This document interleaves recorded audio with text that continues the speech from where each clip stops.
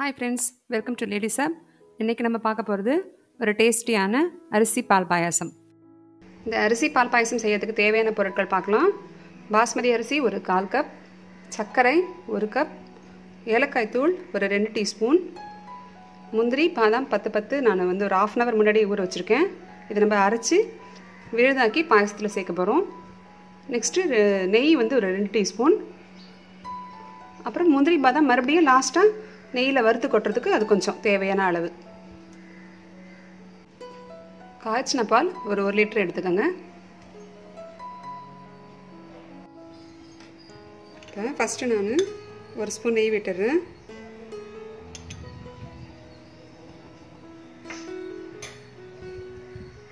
இப்போ இந்த 1/4 கப் இந்த பாஸ்மதி ரைஸ் சேர்த்துட்டு வறுத்துக்கலாம்.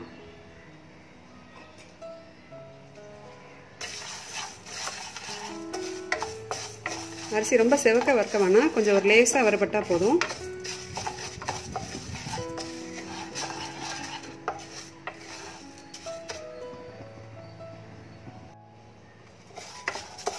பாருங்கள், லைட்டாக வறுத்தாச்சு. இப்போ இதை நம்ம ஒரு மிக்ஸி ஜாரில் போட்டு ரவை பதத்துக்கு அரைச்சிக்கலாம்.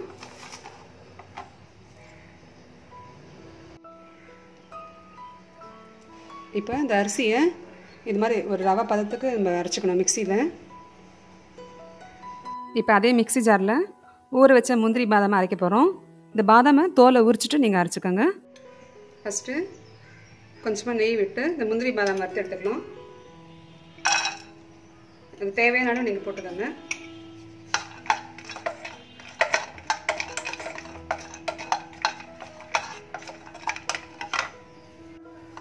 இந்த முந்திரி பாதாம் செவந்துடுச்சு. இப்போ நம்ம இதை எடுத்துடலாங்க.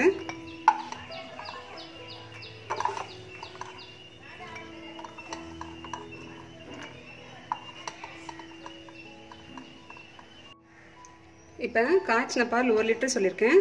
அதில் பாதி அளவுக்கு நம்ம இப்போ சேர்த்துடலாம்.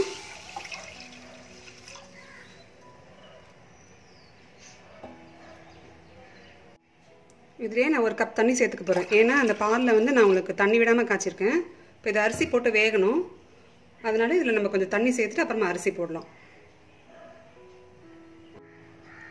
இந்த பால் இப்போ லைட்டாக கொதிக்க ஆரம்பிச்சிருச்சு. இப்போ இதில் இந்த அரிசி ரவையை சேர்த்துடலாம். இதை அடிப்பிடிக்காமல் இருக்கிறதுக்கு கொஞ்சம் ஸ்டவ் சிம்மில் வச்சுருங்க. இந்த பால்லேயே இந்த அரிசி ரவை வேகட்டும்.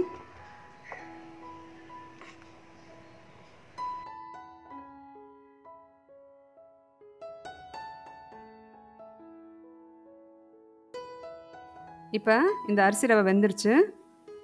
இதில் நம்ம அரைச்ச முந்திரி பாதாம் விழுத சேர்த்துடலாம். இது ஒரு 2-3 மினிட்ஸ் கொதிக்கட்டும். ஸ்டவ் சிம்லேயே வச்சுருங்க, இல்லை அடி பிடிச்சிடும்.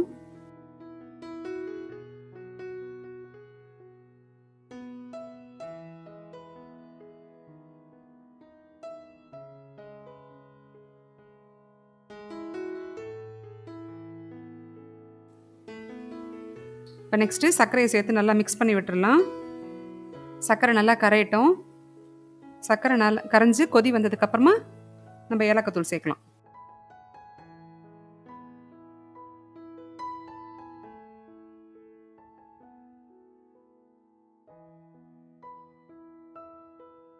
இப்போ 2 டீஸ்பூன் ஏலக்காய் தூள் சேர்த்துடுறேன்.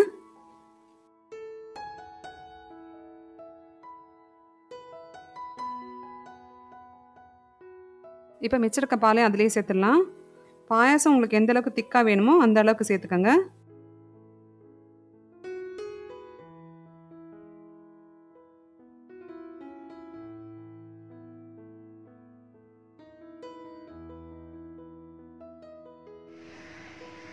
லாஸ்ட்டாக நெய்யில் வறுத்த முந்திரி பாதாம் சேர்த்துடுறேன்.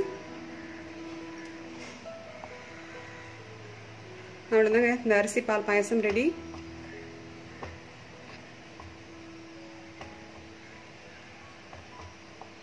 இப்போ ஸ்டவ் ஆஃப் பண்ணிடலாம்.